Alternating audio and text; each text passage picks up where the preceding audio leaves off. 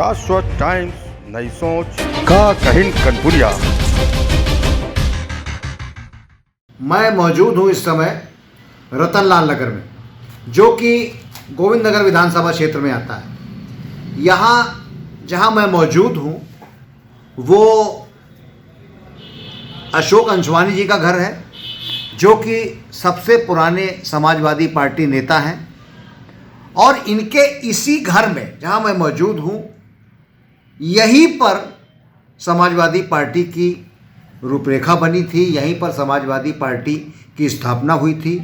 और ये अखिल भारतीय सिंधी महासभा के अध्यक्ष भी हैं।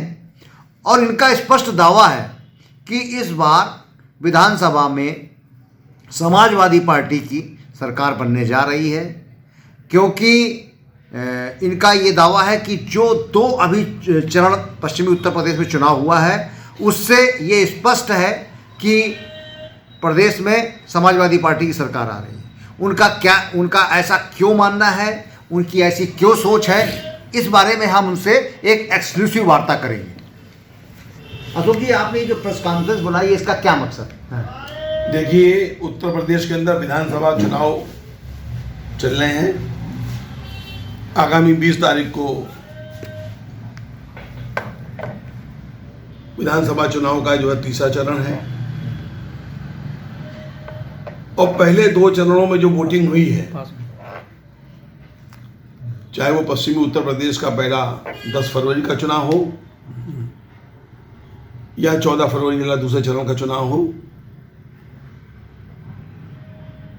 जो किसान आंदोलन हुआ और किसानों के खिलाफ जो भारत सरकार की तरफ से कृषि कानून लादे गए थे, किसान संगठन बराबर कह रहे थे कि ये कानून काला कानून है। लेकिन देश की हमारे हटी सरकार ने उनकी बात को नहीं माना और उनका निरंतर दमन होता रहा। अंततः कितने किसानों ने आत्महत्या कर ली।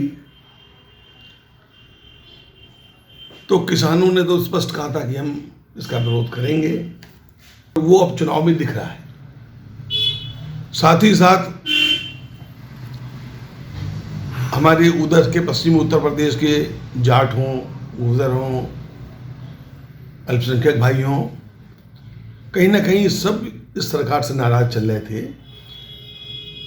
क्योंकि रोजगार है नहीं प्रदेश के अंदर, बेरोजगारी बहुत बढ़ गई है, व्यापारी परेशान है, मजदूर दुखी है, कोरोना के चलते उनका कारोबार, उनका भी काम चला गया।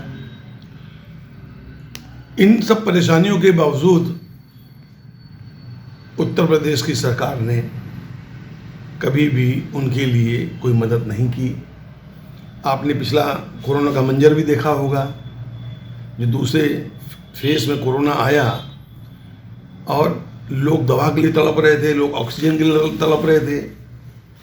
और भारत सरकार की तरफ से ये बयान आ रहा था कि कोरोना में कोई भी ऑक्सीजन की कमी से नहीं मरा है।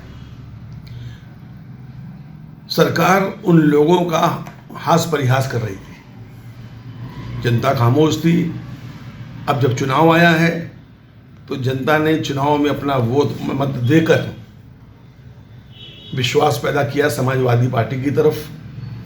उनको लग रहा कि समाजवादी पार्टी और उनके नेता माननीय मुलायम यादव के बाद अखिलेश यादव, जो इस पार्टी की कमान संभाल रहे हैं, उनसे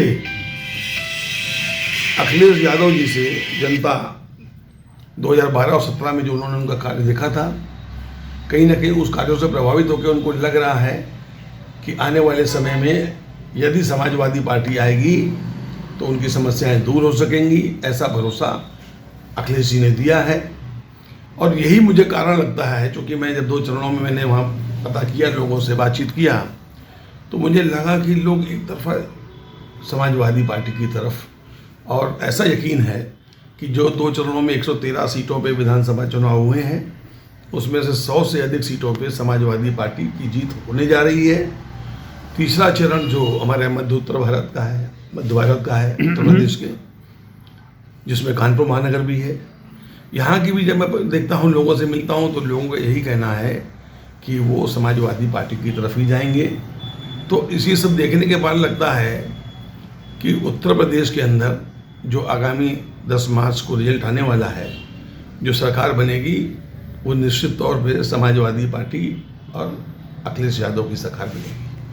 कैमरामैन रूपेश अग्निहोत्री के साथ अजय त्रिपाठी, शाश्वत टाइम कानपुर। जय भीम साथियों, मैं पंडित मोहन मिश्रा एडवोकेट 215 केदवई नगर विधानसभा बहुजन समाज पार्टी से प्रत्याशी हूं और मेरी आप सबसे विनम्र निवेदन है कि आने वाली 20 फरवरी को मतदान केंद्र जाएं, सपरिवार जाएं और भरपूर मात्रा में पूरी तरीके से ताकत लगा के हाथी का बटन दबाएं, जिससे मैं ये विधानसभा चुनाव जीत सकूं। क्योंकि मेरे जीतने से आप मुझे ये ताकत अपनी जो प्रदान करेंगे तो मुझे भी एक अवसर मिलेगा अपने क्षेत्र में एक सेवक के रूप में काम करने का। और पहले भी आपने माननीय बहन जी की 7 से 12 की सरकार देखी है, उस सरकार को आज आप इस सरकार से कंपेयर करिए। माननीय बहन जी की सरकार में लॉ एंड ऑर्डर कितना मजबूत था, A1 था लॉ एंड ऑर्डर, नंबर 1 का था लॉ एंड ऑर्डर। माताएं बहनाएं सब सुरक्षित थी, रोजगार की उपलब्धता थी और किसी प्रकार का किसी भी समाज के साथ कोई भेदभाव नहीं होता था, क्योंकि हमारा नारा ही था सर्वजनिताय सर्वजन सुखाय, जिसके तहत समाज का कोई भी वर्ग हो, कोई भी जाति हो, कोई भी धर्म हो, किसी के साथ कोई भेदभाव नहीं हुआ। और जब जब माननीय बहन जी सरकार में आई, सभी वर्गों को बराबर का मान सम्मान मिला, अवसर मिला। इसलिए मेरी आपसे पुनः एक अपील है कि आगे आने वाली 20 फरवरी को हाथी का बटन दबा के मुझे भारी से भारी मतों से विजयी बनाए। आप सबका धन्यवाद। जय हिंद, जय भीम।